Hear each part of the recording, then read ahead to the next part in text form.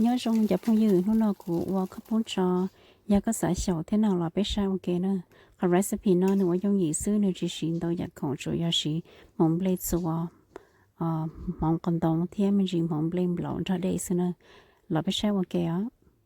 Hi friends, today I'm making a press noodles from scratch. It's an easy recipe. You only need 3 ingredients: is rice flour, glutinous flour, and tapioca starch. On the yang oko mong blade saw. First, measure 2 cups rice flour.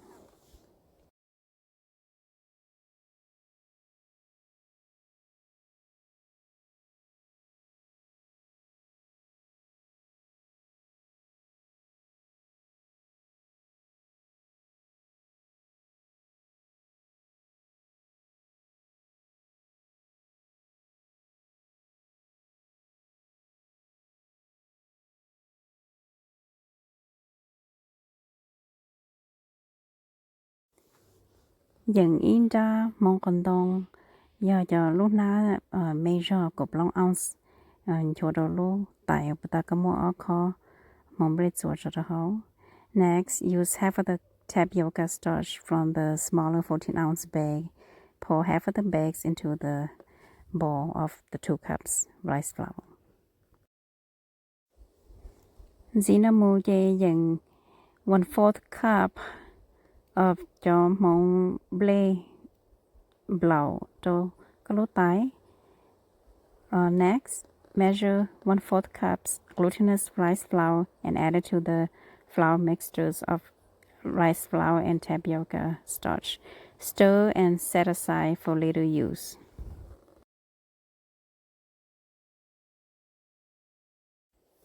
Zinamo yu oja keng yang I kho mong blade so do lumino logo. Next, we're gonna make the cooked dough. Measure 1 cup rice flour into a small pot. Yoshi bake kho the in da kho de. Cho là tỏ rồi cho mong nó chỉ cho in the sink chứ là những tao để xia. Next, we will get 3.5 cups water from the sink and pour into the pot.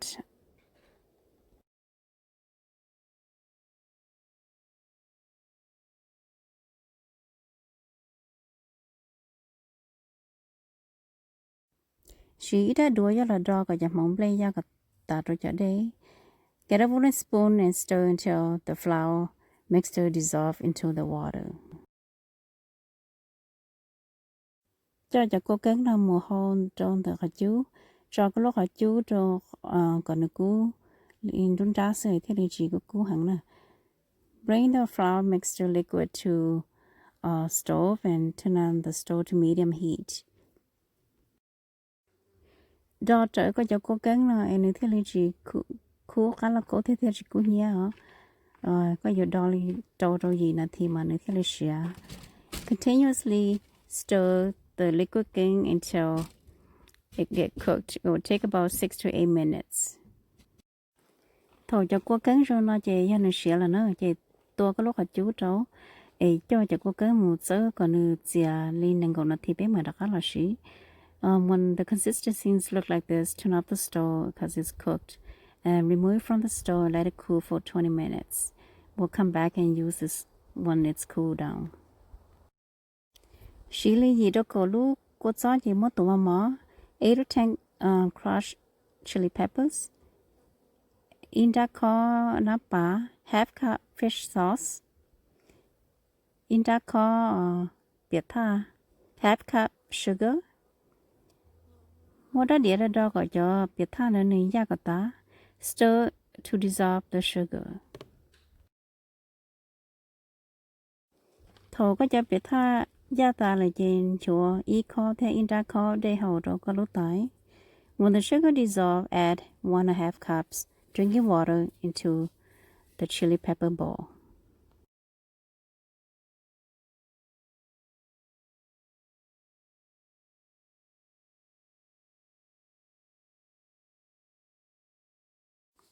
Sĩ lúc mà nấu cho loại nhảy cho qua cho họ có tài của gió. Squeeze the juice of 1 lime into the chili pepper bowl. lại cho rốt sư cho họ có tài của gió thế. Add some chopped cilantro into the chili pepper sauce. Cô cho có gió chỉ cũng lên nó sư xỉ sẽ nên bùn nhạt thế.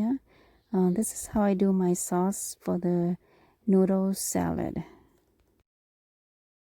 Lúc xưa nó cho cắn xe là chỉ là bé tỏ cho món mỗi cho cắn nửa xe nó cho đó cho món bé bắt đầu bé dạng chia.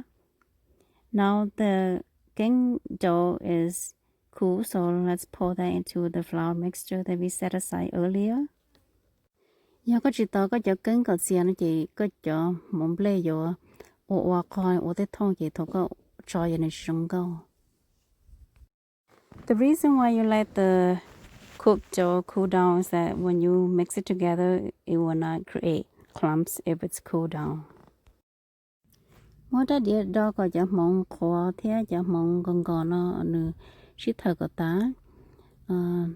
Use a wooden spoon to stir to combine the dry and the wet flour mixture. Cho mong biến tới xin dầu ta là chỉ nữa tới còn lên nó là nữa. Chỉ yếu sĩ lô hand mixer cho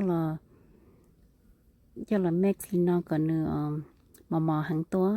Now use a hand mixer to mix it until it's shiny and smooth.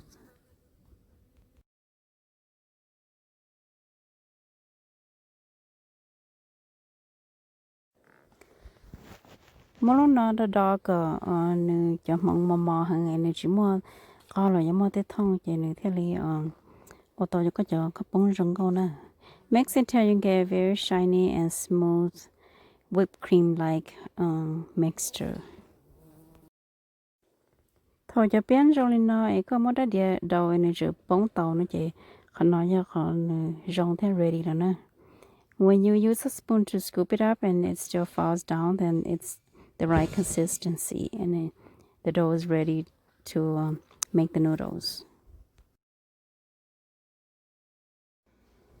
Nhà có sở sĩ sẽ được bộ lò rong chỉ giờ mình chỉ đâu có lú cho try nè nào đâu có lú tái.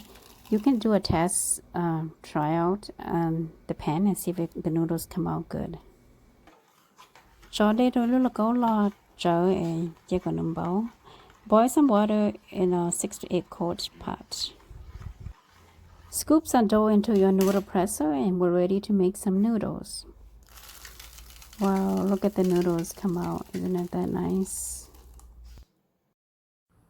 Có tàu có cho các bón ta tận cho sẽ chị 3 giờ là mấy giờ có sẽ chia nửa hôn lên đấy, giờ có hôn đấy chị nửa giờ tụt chỉ rong câu nè. Wait until the noodles float to the top and then scoop it right away. Don't let it cook longer than you need to. If it's cooked longer, you won't get broken noodles.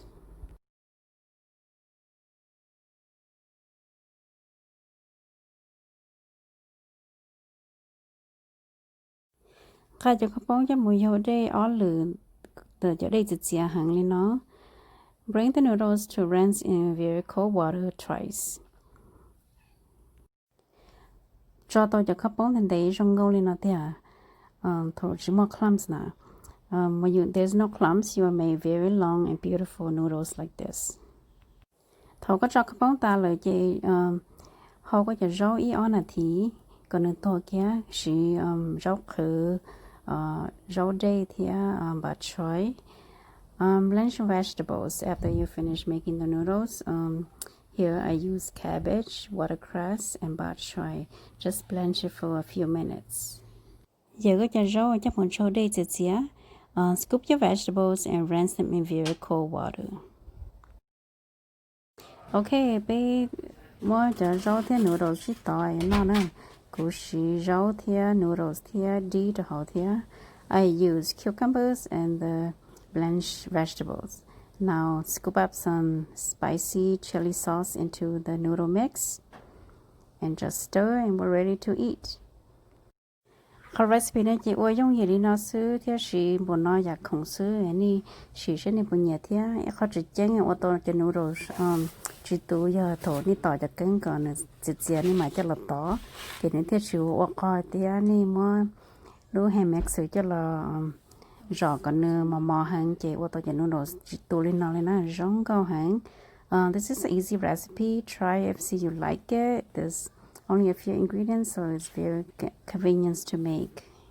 Nhớ có sĩ chỉ ta chỉ muốn tí đồ ít tài cho họ tới những thủ thức có yếu sĩ chỉ có mỗi đợt còn nương đặc ăn gò chỉ có cho xứ. You can keep it in a container in the refrigerator for up to 1 week. Thank you for watching and please subscribe.